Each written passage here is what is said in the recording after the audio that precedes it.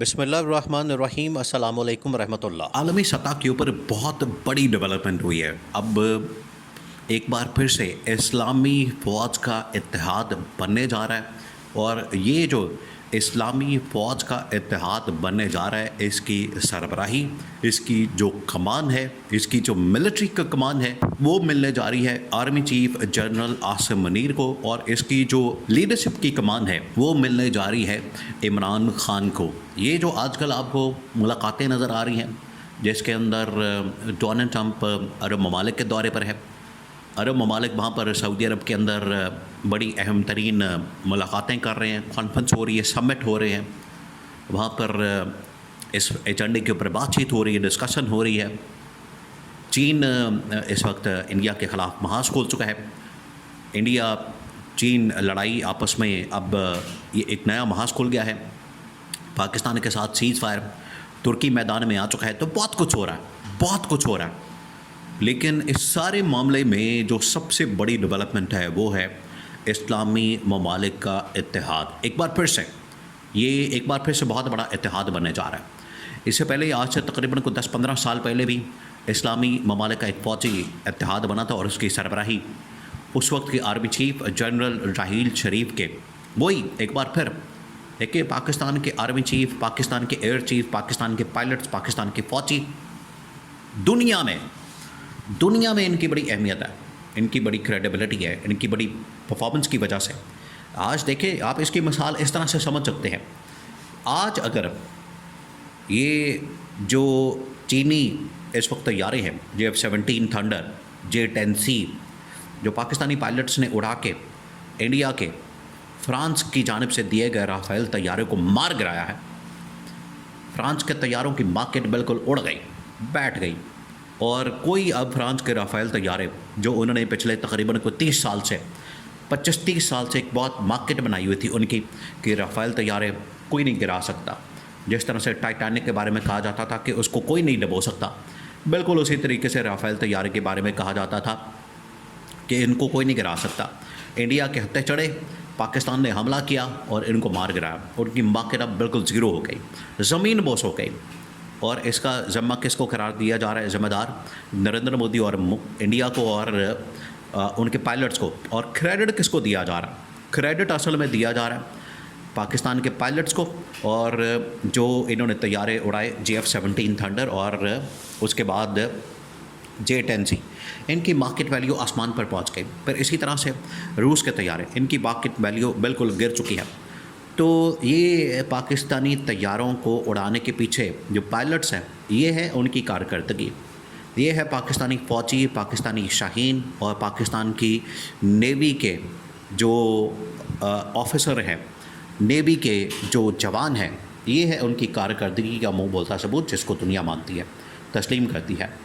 جس کی وجہ سے دنیا میں جب بھی کوئی بڑا پلیٹ فارم بنتا ہے تو ہمیشہ نمبر 1 کے اوپر جب رکھنا ہوتا ہے تو پاکستان کی فوج کے جوانوں کو رکھا جاتا ہے، سپہ سالار کو رکھا جاتا ہے، ان کے آرمی چیف کو، ایئر چیف کو، نیول چیف کو رکھا جاتا ہے۔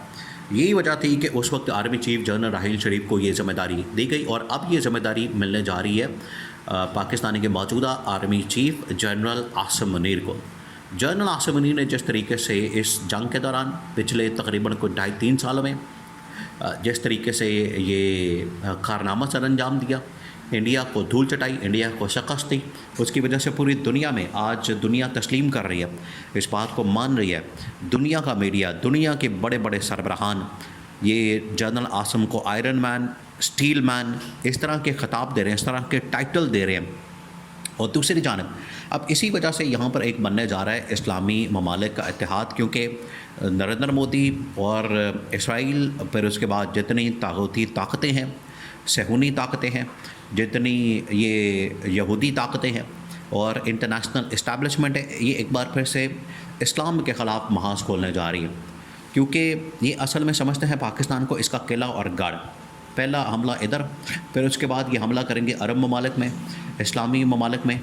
تو جب بھی یہ حملہ ہوگا، یہ ترکی نے بھی، سعودی عرب نے بھی عمران خان کو یہ مشورہ دیا تھا عمران خان کے دور میں، کہ ہمیں بالکل ایک نیٹو کی طرز کا یا یورپی یونین کی طرز کا ایک تو یونین بنا لینی چاہیے، ہمیں اتحاد کر لینا چاہیے. دوسرا یہ کہ بالکل ہم نے آپس میں اسلامی فوج بنا لینی، اسلامی بینکنگ سسٹم بنا لینا ہے، اسلامی کرنسی بنا لینی ہے تاکہ ہمارا ایک پورا اپنا نظام ہو.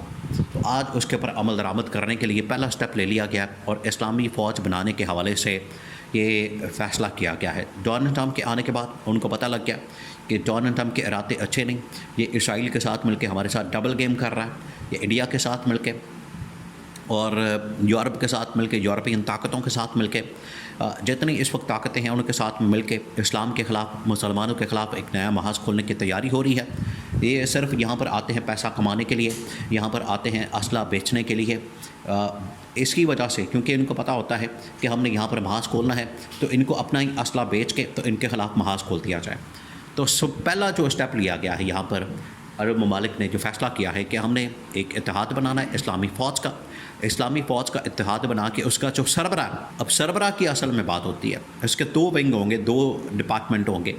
ایک سربراہی ہوگی اسلامی فوج کی اور ایک سربراہی ہوگی اس کی سیاسی جو لیڈرشپ ہوگی وہ کس کے سپرد ہوگی. اس میں پہلا نام جو دیا گیا ہے فوج کی سربراہی کا وہ دیا گیا ہے جنرل عاصم کا نام، کہ جنرل عاصم کو اس فوج کا سربراہ بنایا جائے.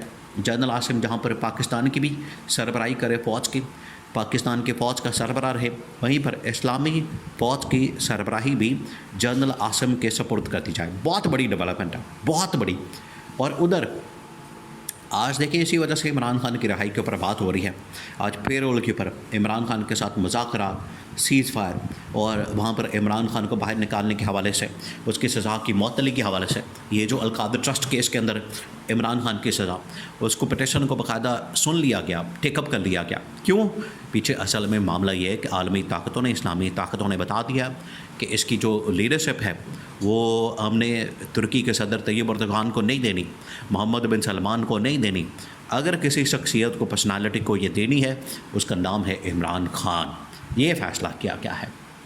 اس وجہ سے یہ اسلامی فوج کا اتحاد، اسلامی طاقتوں کا اتحاد اور OIC کے مقابلے میں متبادل کے طور پر ایک نیا پلیٹ فارم، ایک نئی تنظیم بنا کے تمام کے تمام اسلامی ممالک کے معاملات وہ ان کے سپرد کیے جائیں، جس کی کمان پاکستان کے دونوں شخصیات، ایک جنرل عاصم اور دوسرا عمران خان کے سپرد کرنے کا فیصلہ کیا گیا ہے. جس کی وجہ سے عالمی طاقتیں، جو طاغوتی صہیونی طاقتیں، ان کے اوپر بجلیاں گری ہیں. انڈیا اسی وجہ سے ناکام ہوا اور اس کے ساتھ فرانس، روس اسی وجہ سے ناکام ہوئے کیونکہ پاکستان کا مقابلہ وہ نہیں کر سکے، اور اسی وجہ سے اب یہ کمان ان کو دینے کا فیصلہ کیا گیا.